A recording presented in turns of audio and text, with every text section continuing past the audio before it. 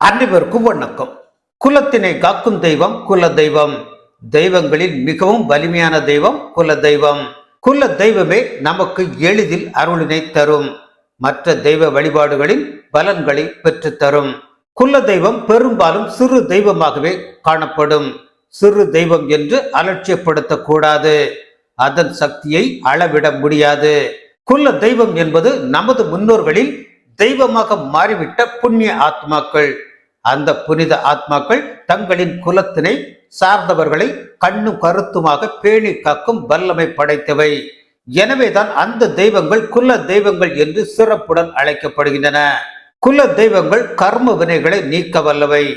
ஒரு ஊரில் நடக்கும் தொடர் சம்பவங்களே நம் குல தெய்வம் மகிழ்வோடு இருக்கிறதா இல்லையா என்பதை காண்பித்துவிடும்.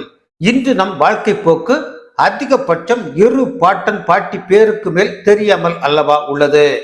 நம் முன்னோர்கள், அதாவது நம் தந்தை வழி பாட்டன் பாட்டிமார்கள் வணங்கி வந்த தெய்வம்தான் நம் குல தெய்வம். இந்த தந்தை வழி பாட்டன்மார் வரிசையில் மிகப்பெரிய ஒழுங்கு ஒன்று இருப்பதை கூர்ந்து கவனித்தால் உணரலாம்.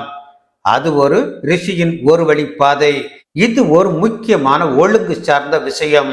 இதன்படி பார்த்தால் குல தெய்வ சன்னதியில் சென்று நாம் நினைக்கும் போது நாம் பரம்பரை வரிசையில் போய் நிற்கிறோம். இந்த வழிப்போக்கில் ஒருவர் மூட்டை மூட்டையாக புண்ணியத்தை கட்டி இருக்கலாம், இன்னொருவர் பாவமே கூட பண்ணி இருக்கலாம்.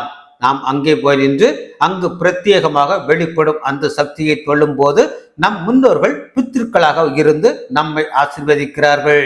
இது எத்தனை தூர பார்வையோடு வடிவமைக்கப்பட்ட ஒரு விஷயம். விஞ்ஞான முறையில் யோசித்தால் ஒரு குழந்தை ஆணா பெண்ணா என்பதை முடிவு செய்வது ஆணே. ஒவ்வொரு குழந்தைக்கும் 23+23 குரோமோசோம்கள் உள்ளன என்பதை அறிவோம்.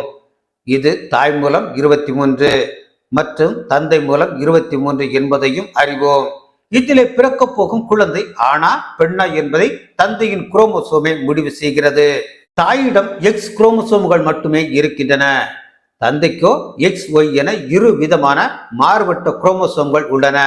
ஆணின் Y குரோமோசோமுடன் பெண்ணின் X குரோமோசோம் சேர்ந்தால் ஆண் குழந்தையும், ஆணின் X குரோமோசோமும் பெண்ணின் X குரோமோசோமும் சேர்ந்தால் பெண் குழந்தையும் பிறக்கிறது என்பதை விஞ்ஞானமும் அறுதியிட்டு கூறியுள்ளது.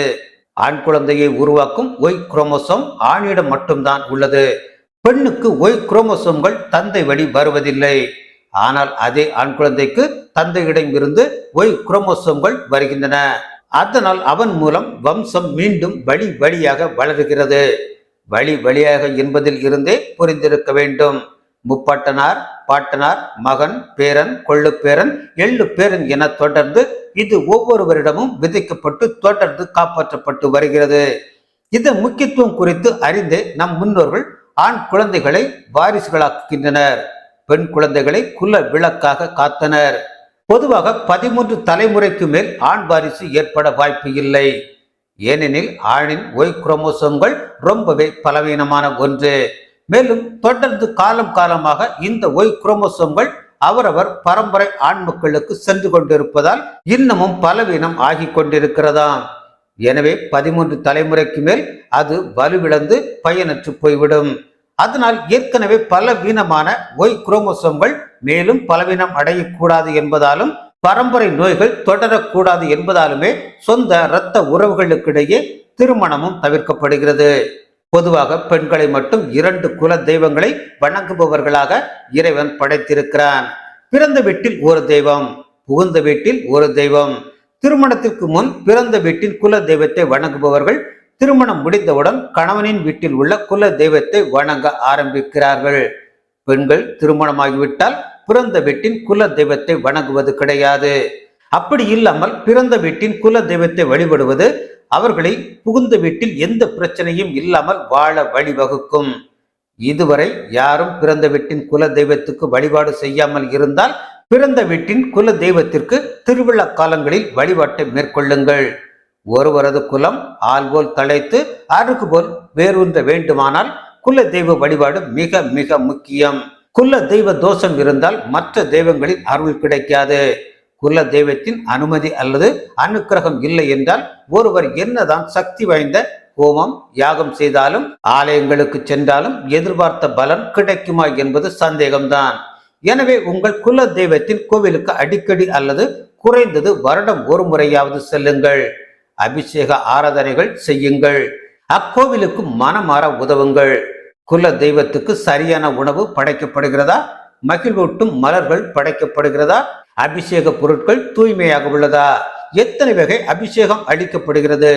குல தெய்வத்தின் திருமேனி பழுதடையாமல் போற்றப்படுகிறதா? தெய்வத்தை வழிபாடு செய்யும் மனம் மார்ந்த அர்ச்சகர் உள்ளாரா என்பதை கண்காணிப்பது ஒவ்வொரு பக்தனின் கடமை என்பது நினைவிருக்கட்டும். நமக்கென்ன என்று இருந்தீர்கள் என்றால் அதுவும் உங்களுக்கு தெய்வ குற்றமே. நான் வெளியூரில் இருக்கிறேன் என்று தப்பவும் இயலாது. எங்க அம்மாவை பட்டினி போட்டுவிட்டு நான் வெளியூரில் இருப்பதால் எனக்கு ஒன்றும் தெரியாது என்று சொன்னால் நீங்களும் தப்ப இயலாது.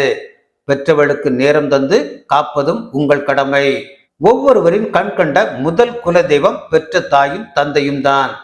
தாயிற் சிறந்த கோயிலும் இல்லை, தந்தை சொல் மிக்க மந்திரம் இல்லை.